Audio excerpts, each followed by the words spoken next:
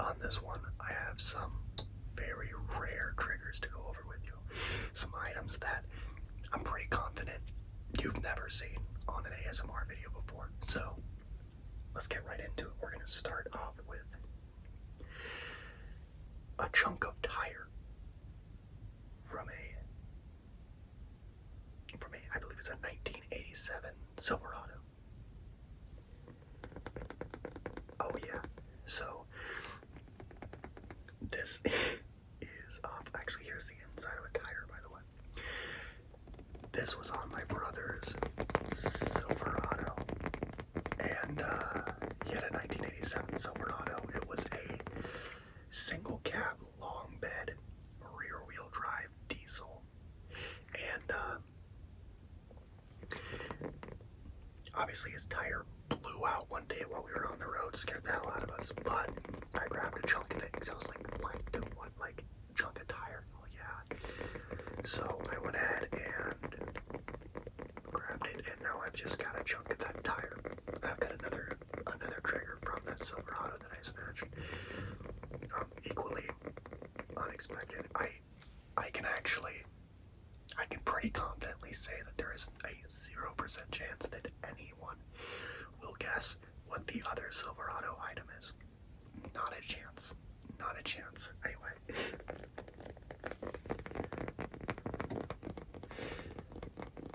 I have been gone for about a month now. Probably longer by the time that this video gets edited and uploaded, because it takes a while right now because I'm doing everything on my phone. But I'm back. I had to move. You probably can't tell, but I have a whole new setup. I actually have like my own little miniature room thing, and I plan on setting it up a little better and getting better lighting, and I will be upgrading my setup as well.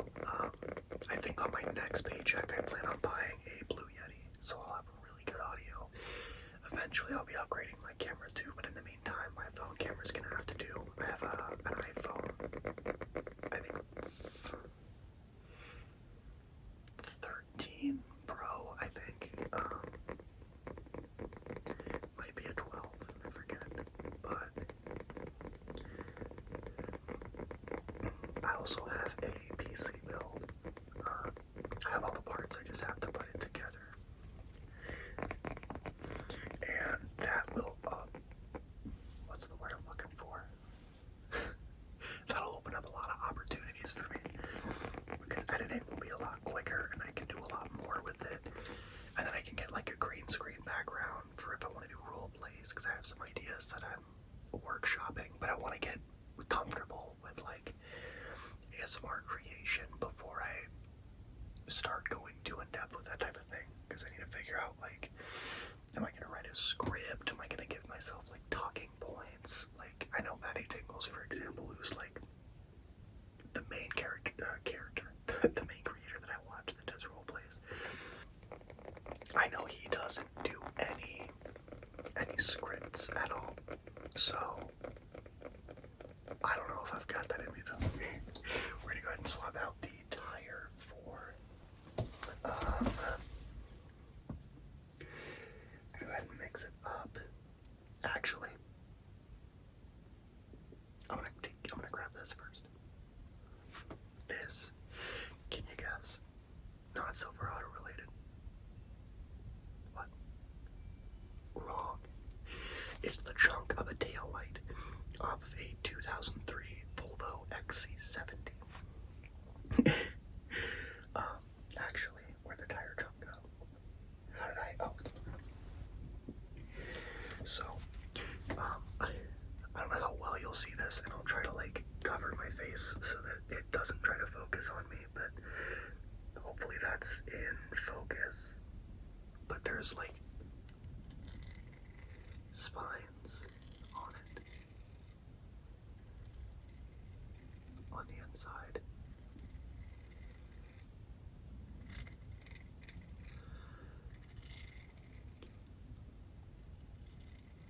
Come closer to you.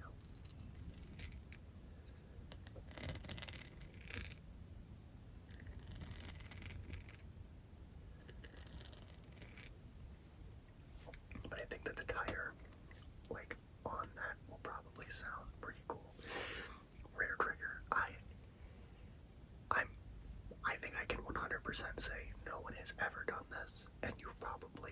never heard this. This might be a never before done sound in the entire world. So be prepared. Here we go. Oh yeah. Here, let's flip it actually.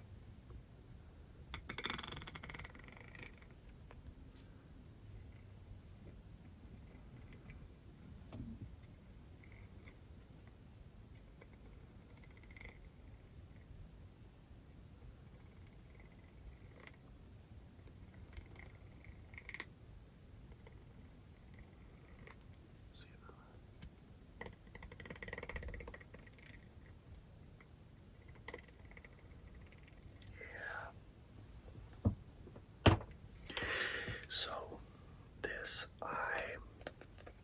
was on my first car was a 2003 Volvo XC70, which is the station wagon. It's kind of like a direct competitor to like the Subaru Outback and Audi Allroad, I think they call theirs. And so it's like off-road-ish focused. It's got like a bunch of black cladding and it's all-wheel drive and all that. It was really good in the snow actually, because I mean it's a Volvo and that's made in Sweden, so there's something on my foot. So they obviously got a lot of snow there, so it was really good in the snow because where I lived at the time, we would occasionally get snow, and I did get a lot of snow that I got to drive it through, and that was super fun. I also had KO2s on it at the time, which are all-terrain tires, if you are unfamiliar. A very, like, the most popular all-terrain. But before, when I had my learner's permit, there was a private road that I could drive it on, and I was backing it up, and because I saw like a little thing that I wanted to check out, and I had my dog in the back seat. His name's Rooter. He is a pit bull mastiff mix. But so I'm driving, I put it in reverse, and I look behind me so that I can back up because I gotta look where I'm going, and then I see him. And so I'm like, oh hey bud, I'm scratching under his chin and all that. Not looking where I'm going, backed into a power pole. Didn't even have my license yet, you know, so broke my taillight. Which, by the way, to replace the lower half of the taillights on these things, you have to open the hatch, take off the bottom piece, a side piece, an inside side piece, a piece up here, a piece over here, and then two panels here, and then you have to like put a screwdriver in to undo bolts, but if it's not magnetic, there's no way for you to catch the screws, and so they just fall into the vehicles. It's really, that's terrible to try to do it on it. And the top one kind of interlocks like this on the bottom one. So to get the bottom one out, which this is off of, you have to take the top one off, so that it's just such a process. But so this is off of my first car, and that's the story of how that happened. I think we'll move on to the next one. Where'd it go? Here we go. Now that I think about it, I actually have no idea how I'm gonna make sounds with this. But this is a melted terminal from here. Let me try to tuck out of the frame, so hopefully it'll focus. I have no idea if it's focused or not, so I hope it is. But same melted terminal, so like battery terminal off of the Silverado. So for that, you've got this square. Let me tip out of the way again. Actually, you get the square, like nut there, and then screw and head. What, you know what I mean? And then you screw this piece on, and then that tightens around the battery terminal, and then this has the wires connected to it. like there was a small crack in here, right here, and it ended up just like sparking in between and completely melted it. And we ended up getting stuck in a subway parking lot for that whole day. And at the time, I'm gonna grab something else. I'm gonna grab the tail light again to make noises. At the time, my brother and I were working together doing like odd jobs, so like weed whacking. We dug a bunch of dirt out of under this guy's house and put like pavement in to turn it into a basement for him. And it was after one of those days, so it's a lot of work. 8 hours of just digging, hot outside, hard work inside, 100 degrees because it's during the summer while I like in between me going to school. So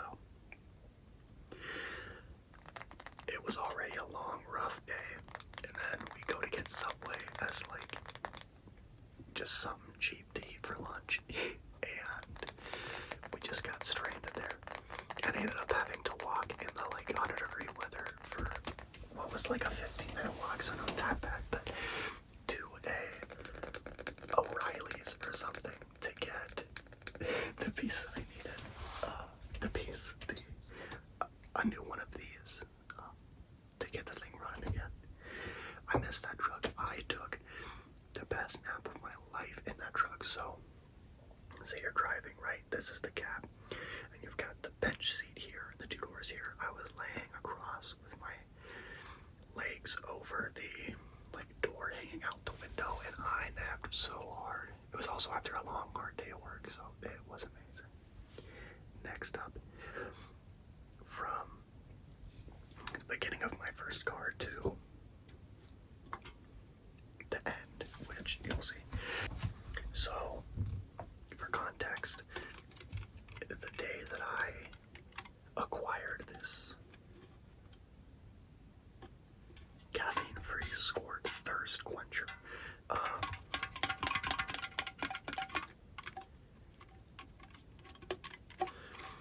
me and my buddy took my Volvo XC70 to the Rubicon Trail, which, if you're unfamiliar, if you've ever seen a Jeep Wrangler and you see the Rubicon written on the side, and that's like the trim name for the best version of it, it's the rock crawling trail that was named after. So it's a very like intense, crazy trail. And if you are familiar, no, I obviously did not take this thing very far down that trail. And I have footage of it.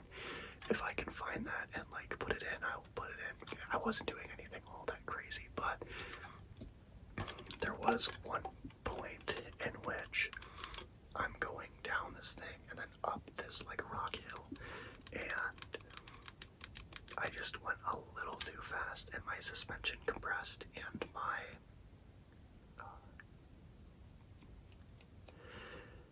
radiator smacked on a rock, busted open, my coolant went everywhere, and I had to get it to a place where a tow truck could physically get to me. And by the time that I got there, the engine had blown. It was still drivable, and I actually ended up getting another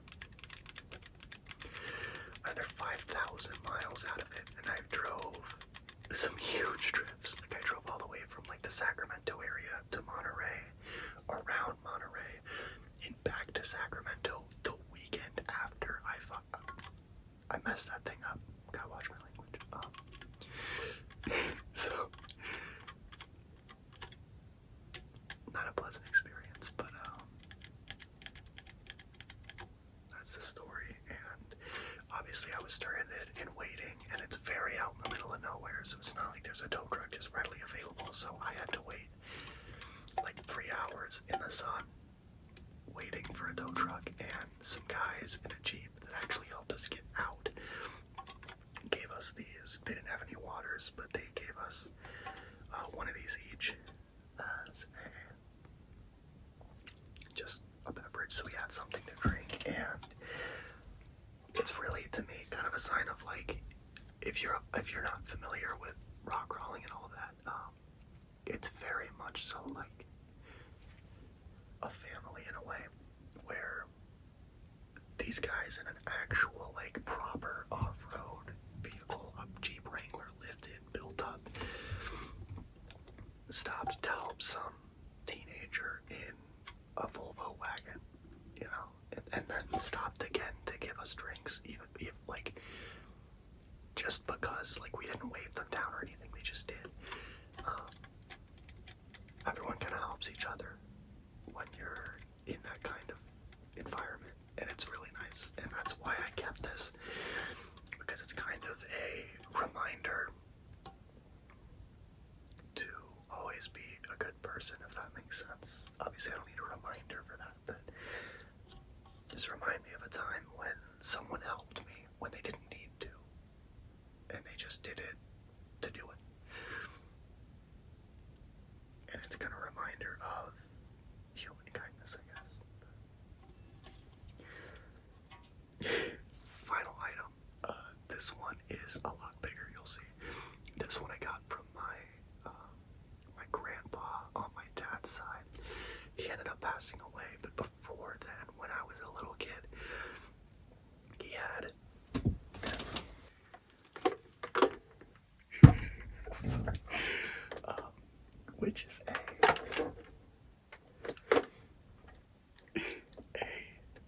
like animatronic Frankenstein, and the eyes glow green, but he would tell us that the eyes would glow red at night, and if they did, it was actively possessed, and it was watching us, and it might attack us.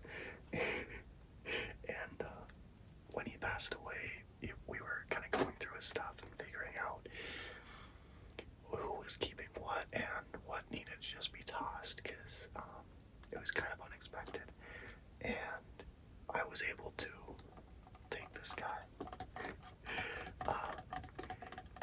And again, I doubt that you've ever seen ASMR with something like this guy.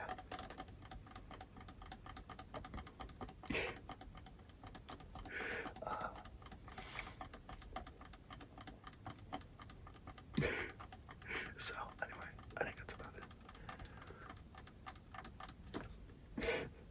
I appreciate you guys joining me, listening to some fun sounds and some fun stories. I hope you enjoyed. I'm really glad to be back making content. I have every intention of posting very consistently. My goal is to be posting at least once a week. It's not always that easy, just because life happens. I mean, I had no intention of taking a month break, but I'm back. I'm really happy to be back, and I have a lot of ideas coming up. I have 25 separate videos coming up, planned out, ready to go. All I have to do is film them, edit them, upload them. So I'm excited about that, and I hope you guys enjoyed this one, and I hope you're having a good